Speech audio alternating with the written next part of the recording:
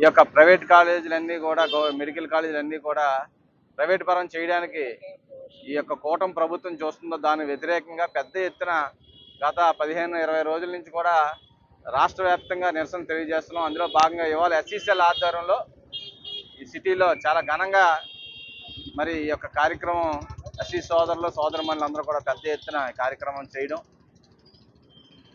మరి అందులో భాగంగా గాజువాక నియోజకవర్గంలో కూడా ఉన్నటువంటి ఎస్సీ నాయకులందరూ కూడా పరదేశ్వర్ గారు కానీ, గంటా గురుమూర్తి గారు కానీ, రోజారాణి గారు కానీ, మరి రమా గారు కానీ వీళ్ళందరూ కూడా పెద్ద ఎత్తున ఎస్సీ నాయకులు అందరూ కూడా ఈ యొక్క మెడికల్ కాలేజ్ ఏదైతే పేదలకు ఉచితమైనటువంటి వైద్యం అందే విధంగా మరి జగన్మోహన్ రెడ్డి గారు 17 మెడికల్ కాలేజీలు రాష్ట్రాన్ని తీసుకొస్తే ఆయన చంద్రబాబు నాయుడు గారు అసలు ఆయన ఏ విధంగా ఆయన ఓన్లీ ఆ యొక్క అమరావతి ఆ 32,000 ఎకరాలకు తప్ప ఆయన దేనికి ముఖ్యమంత్రి అర్థం అవ్వట్లేదు. ఆయన వాళ్ళకు ఉన్నటువంటి వాళ్ళ కులస్తులు బాగుంటే చాలు అన్నట్టుగా వ్యవహారం జరుగుతుంది ఈ యొక్క రాష్ట్రంలో. ఈ మెడికల్ కాలేజ్ ద్వారా పేదలందరికీ కూడా మంచి ఫ్రీగా వైద్యం అందే విధంగా మరి చాలామంది పిల్లలకి మెడికల్ సీట్లు వచ్చే విధంగా మరి జగన్మోహన్ రెడ్డి గారు చేస్తే ఈయన అన్నీ కూడా ప్రైవేట్ పరమే P4 అంటాడు. మాట్లాడితే P4 పబ్లిక్ ప్రైవేట్ పార్ట్నర్షిప్ మొత్తం ఒక 33 సంవత్సరాలు అంటే 66 సంవత్సరాలు చేశాడు. 33+33 చాలా తెలివిగా టెక్నిక్గా పాయింట్ పెడతాడు మనోడు. 33+33 అన్నాడు. తర్వాత ఇంకో 33 కలుస్తుంది. 99 సంవత్సరాలు ఒక వ్యక్తి ఒక ప్రైవేట్ వాళ్ళకి ఈ కాలేజీలన్నీ ఇచ్చేస్తుంటే తర్వాత మొత్తం అంతా అది పుచ్చిపోయిన తర్వాత మళ్ళీ గవర్నమెంట్ హ్యాండ్ ఓవర్ చేసుకొని మళ్ళీ దానికి వేలాది కోట్లు ఖర్చు పెట్టి మళ్ళీ దాని తర్వాత చంద్రబాబు నాయుడు లాంటి వాడు అలా ఎవరో వస్తే మళ్ళీ దాన్ని తీసుకెళ్ళి మళ్ళీ ఈ యొక్క ప్రైవేట్ వ్యక్తులకు దానం చేయడం ఇటువంటి కార్యక్రమం అనమాట. ఇవన్నీ చేసేవన్నీ కూడా చాలా అన్నీ కూడా వ్యవ కార్యక్రమాలు దీన్ని చెప్పాలంటే ఒక విధంగా చెప్పాలంటే ఇటువంటి కార్యక్రమాలు చేయడం ద్వారా ప్రజలకి కానీ నువ్వేం సందేశం ఇస్తావో అర్థం అవ్వట్లేదు.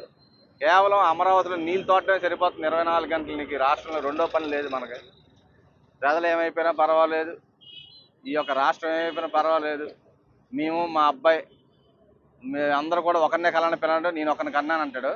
మిగతా వాళ్ళందరికీ మాత్రం ఎక్కువ మంది పిల్లలు కనండి, మీ అందరూ ఎక్కువ మంది పిల్లలు ఉంటే కానీ ఈ దేశం అభివృద్ధి చెందంటాడు. ఆయన మాత్రం ఒకటి, వాళ్ళ అబ్బాయి ఒకటి. అన్నీ కూడా తప్పుడు సలహాలు ఇస్తుంటాడు ప్రతి ఒక్కరికి కూడా. ఆయన ఒక 10 మంది కనీసి వాళ్ళ అబ్బాయి ఒక అర్ధ మంది కంటే అప్పుడు నువ్వు సలహా ఇవ్వాలి.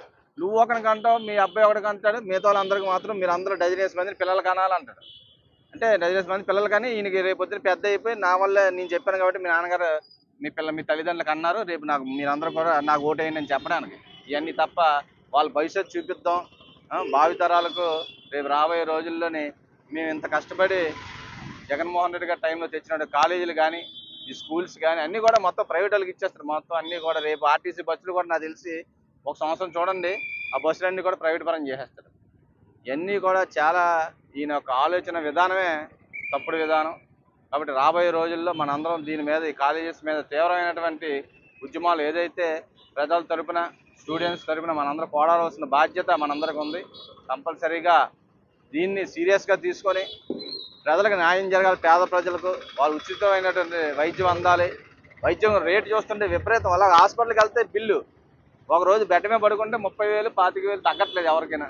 ఇటువంటి బిల్లు ఇలాగ వేస్తుంటే మినిమం కూడా ఆయనకి ఏమీ లేదు. నెలకంటే ఈయనంట సంవత్సరానికి 25 లక్షలు ఫ్రీ ఆరోగ్యశ్రీ కార్డు అంటారు. ఏది మాట్లాడుతారో అర్థమవుతుంది. హాస్పిటల్కి వెళ్తే బిల్లు ఇవ్వట్లేదు, ఎవరు జాయిన్ చేసుకోవట్లేదు. ఆరోగ్యశ్రీ బిల్లులే పాత బిల్లే కట్టట్లేదు, 4 బాల్ పెట్టేస్తుంటే 25 లక్షలని నోటికి వచ్చింది అబద్ధాలు చెప్పి అధికారంలో